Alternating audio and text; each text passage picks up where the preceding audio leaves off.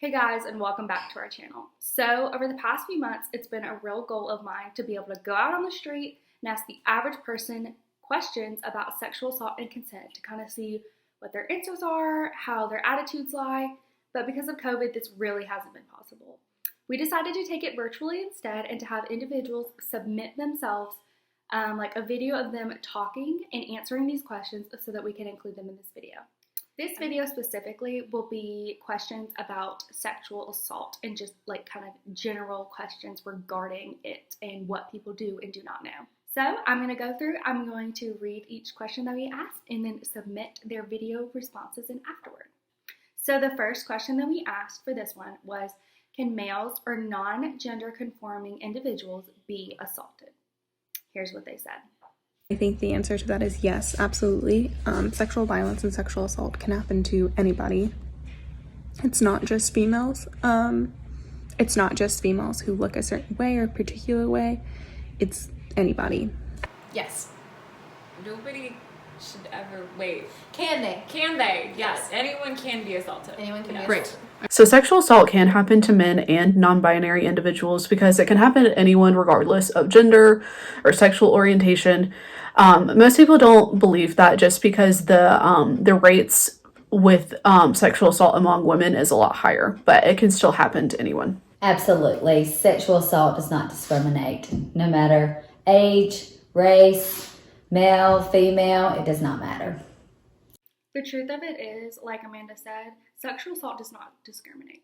Anyone can be a victim and anyone can be a perpetrator. There is no set standard or rules or what specific way that they look or act that is going to make them a victim or a perpetrator. Question number 2 asks, why do people still make rape jokes? I don't think people understand the severity of the issue, and they don't have enough knowledge on how often it happens. They don't take into consideration that it's really not funny and that it's actually really prevalent in our society.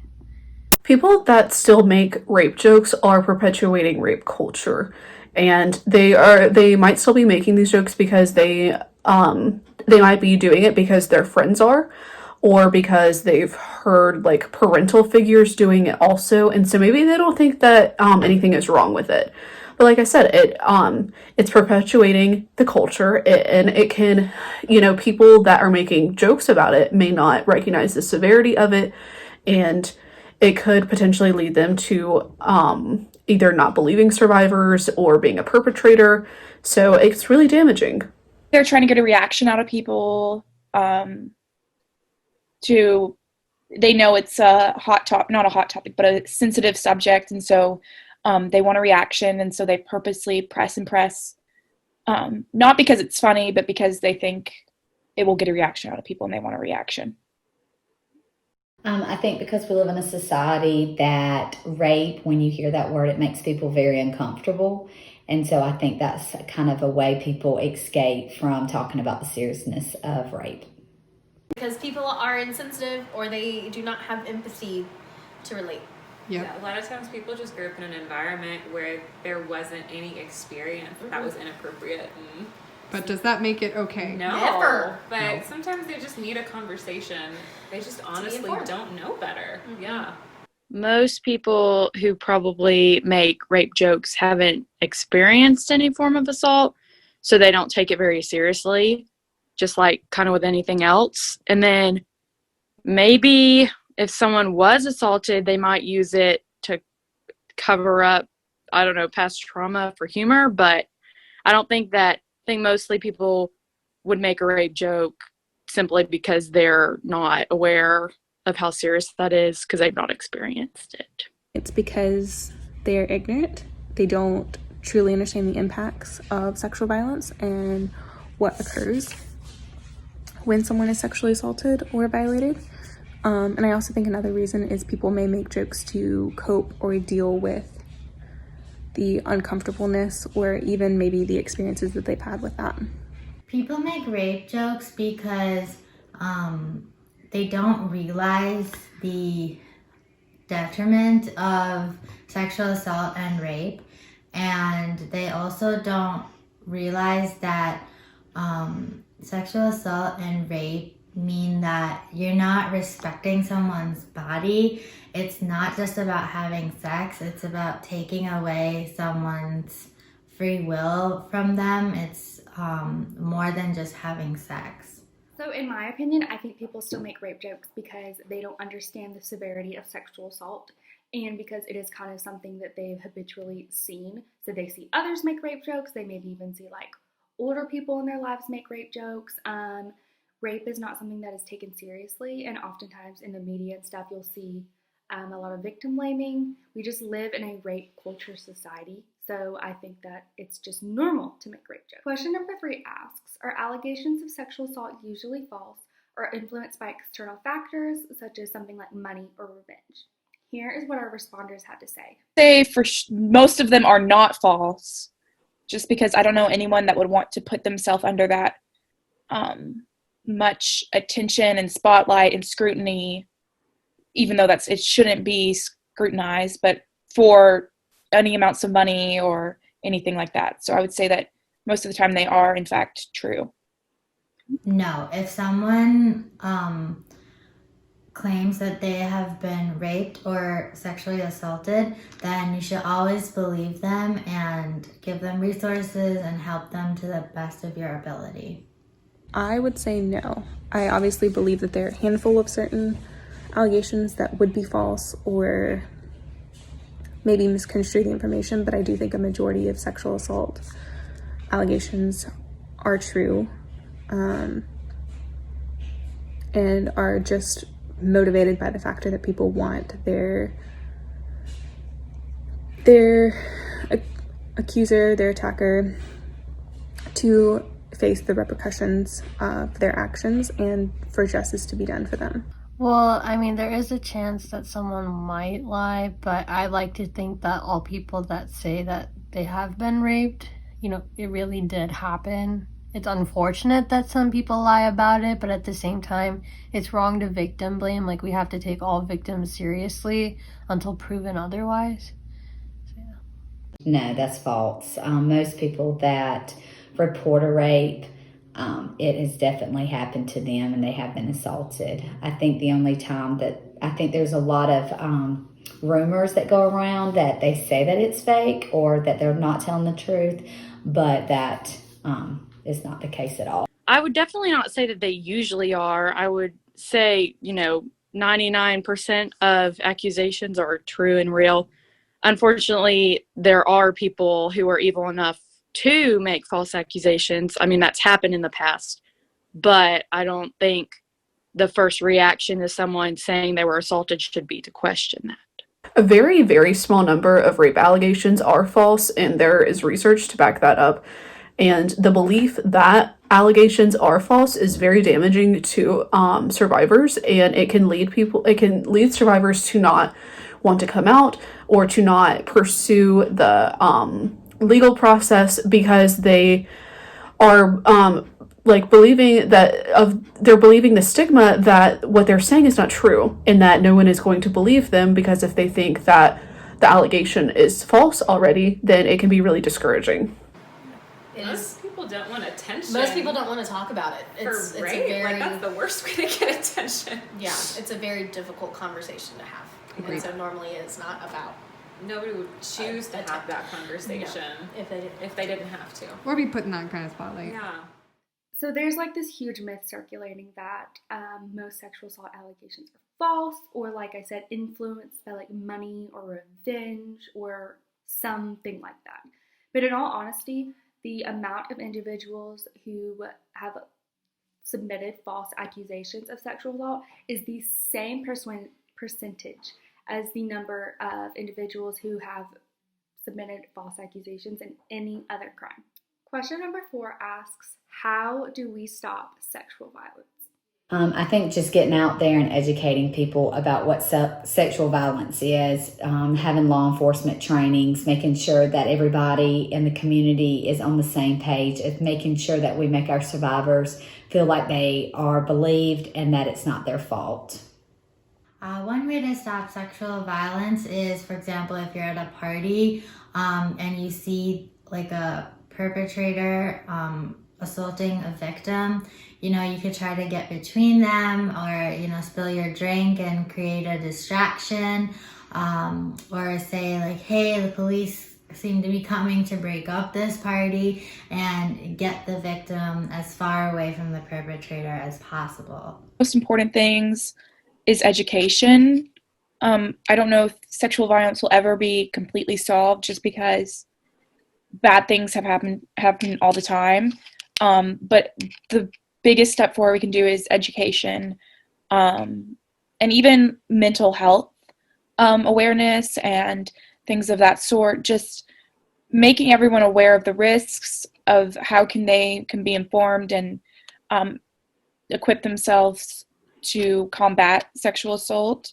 Well, I think that we have to raise a lot more awareness on it, at least on college campuses, just general society. It should become more, prevalent, and it is prevalent that it's happening, but it's not prevalent that people know about it, if that makes sense. Just people need to know information on it. They need to know how to help, or resources that can really help people that have been affected by rape. I think conversations like this, just being honest with each other about what's okay and what's not okay, and encouraging our circles to keep each other accountable. Yeah, holding people accountable, making sure that people are taught correctly and understand. No means no, and respecting people as individuals. Absolutely. Gotta stop rape jokes. Yeah, and unless it's a firm yes, it's a no. I think that a big way to stop sexual violence is to have laws that are set forth for sexual violence, repercussions that are very blanket across the actions, to have a standard so that people know that this is what will happen if you commit a crime of sexual violence, of sexual assault against someone. I think that that's really important, to have certain standards. I also think education and awareness of looking for signs of sexual violence or sexual assault are very, very important. Sexual violence can be stopped by doing outreach, education, increasing awareness. If there was more sexual education in schools, when teenagers are at a vulnerable age and learning about sexual things, then they can already understand that sexual violence is wrong. And if they were able to maybe they need to have more education on consent. And if they knew that at a younger age, then they could continue to do that throughout adulthood. And it wouldn't be something that they would have to learn when they're already engaging in sexual situations.